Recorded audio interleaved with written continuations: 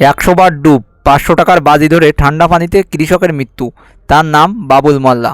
জানা গেছে 25/12/2025 সকালে বাবুল মোল্লা এক বস্তা চাল মাথায় করে কাছারিবাড়ি বাজারে আসেন। হাড় কাঁপানো শীতে ভারী কাজ করার পর তার শরীর বেশ উত্তপ্ত হয়ে ওঠে। এই অবস্থায় বাজারে উপস্থিত কয়েকজনের সঙ্গে তিনি 500 টাকার বিনিময়ে খালে নেমে টানা 100 বার ডুব দেওয়ার চ্যালেঞ্জ ধরেন। বাজি জেতার নেশায় বাবুল মোল্লা খালি গায়ে খালে নেমে পড়েন এবং নির্ধারিত 100টি ডুব সম্পন্ন করেন। এ সময় দাঁড়িয়ে থাকা জনতাকে ভিডিও ধারণ করতে নিষিদ্ধ করেন তিনি।